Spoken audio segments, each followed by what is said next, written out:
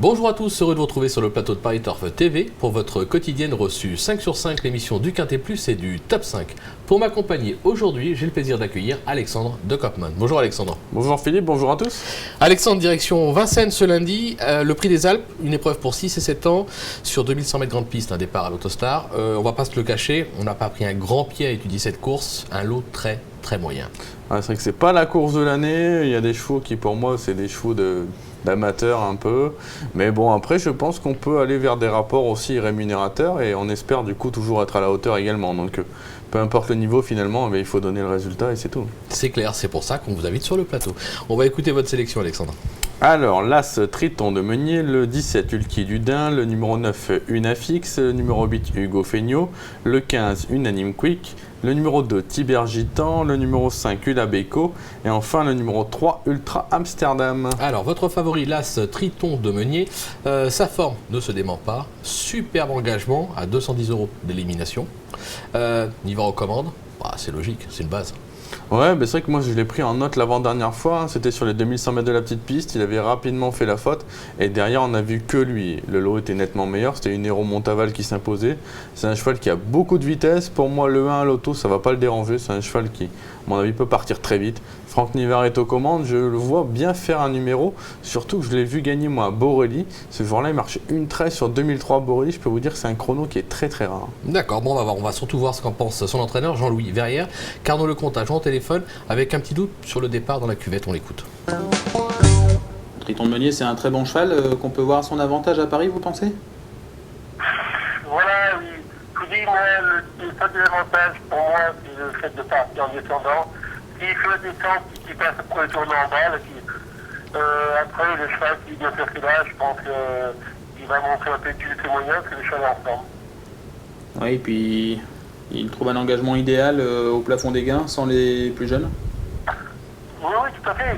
S'il fait 7 et 8 ans, il n'y a pas d'Européen, le cheval est en forme, voilà, il roule les courses et tout ça. Je vous dis, si jamais il combat de ce coup-là, enfin, qui est à temps, je ne dirais pas Vincennes, il partira à son calme, pratiquement. Bon, si on accepte le départ, le petit doute sur le départ, on sent quand même l'entraîneur assez confiant, c'est logique. Ouais, et puis là, il y a un atout pour moi qui change beaucoup, c'est Franck Nivard quand même. Ouais, c'est pas pareil, c'est sûr. On passe au numéro 17, Ulki Ludin, un cheval qui cherche sa course actuellement, comme l'attestent ses 5 dernières tentatives, 5 accessites. Il s'est déjà bien comporté sur cette piste, là aussi. Eric Raffin qui vole en ce moment, on est obligé d'y croire. Ouais, c'est vrai qu'avec Eric Raffin, en plus, c'est un tandem qui fonctionne à merveille. Je crois qu'ils ont dû être associés 14 fois, ils ont fait 10 fois l'arrivée.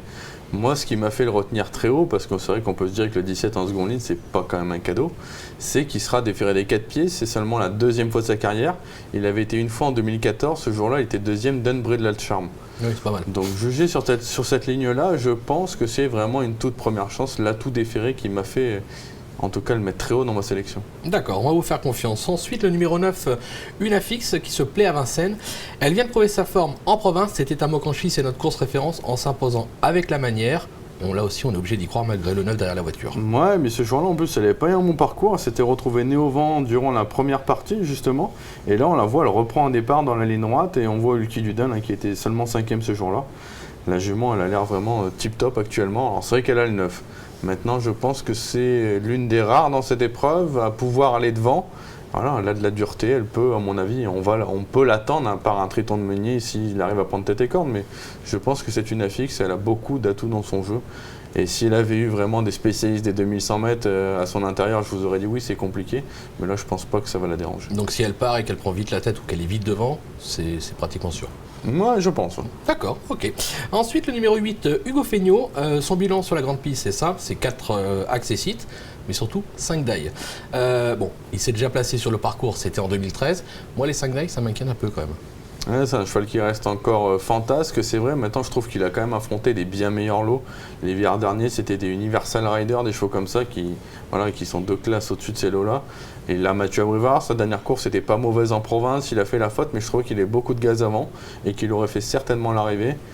Le 8, c'est pareil, c'est pas un gros désavantage parce que je pense que de toute façon, il n'y a pas des foot de guerre. Et je vous dis, moi, c'est surtout en valeur pure, je trouve qu'il a la pointure d'un tel lot en tout cas. on va vous faire confiance, on va le racheter. Le 15, Unanime Quick, 100% de réussite cette année, 2 victoires et 3 accessites. Il a déjà triomphé sur la grande piste, on va pas le sous-estimer, malgré le 15 derrière l'auto, comme on a dit. Ça, c'est un cheval qui est pour moi en gros retard de gain, un cheval très fragile, qui a souvent des longues interruptions dans sa carrière. Là, il vient de faire une excellente rentrée sur les programmes de Laval face aux jeunes. Il y a la fameuse deuxième course. C'est vrai qu'on dit souvent qu'elle est moins bonne maintenant, étant donné que c'est un cheval qui court souvent très peu dans une année. Il est rarement victime en fait de ce syndrome-là. Donc pour moi, il est en retard de gain. La deuxième ligne, ça ne me dérange pas plus que ça. Il va se faire emmener dans un wagon de 3 et il peut prendre une place à une cote valable. Eh ben voilà, on va vous faire confiance. Bon, logiquement, en valeur intrinsèque, les 5 premiers, c'est quelque peu déclassé, on va dire. Alexandre, on va se quitter avec une petite pépite dans la 6e, je crois. Oui, ce sera le 610 Ariana. C'est une pouliche entraînée par la famille Viel et cette fois-ci, j'ai vu un petit miracle. Quand j'ai regardé mon site internet, j'ai vu Jean-Michel Bazir au sulky. Alors là, je me suis dit, on fonce. La dernière fois, c'était très bien. Elle est sur la montante. 2100 mètres de la grande piste, ça lui a souvent réussi. Elle affronte un lot qui est pour moi largement à sa portée. Et si elle est ça, je vois bien faire carreau. Et j'ai vu que Jean-Michel Bazir était associé au cours des prochains jours à d'autres pensionnaires de la famille Viel. Je crois qu'on va se régaler. Eh ben on va se régaler, on va pas rater ça. Merci Alexandre pour toutes ces informations. Merci à vous de nous avoir suivis. Bon jeu. Et à très vite sur le plateau de Paris Turf TV. Au revoir. Bon jeu à tous, au revoir.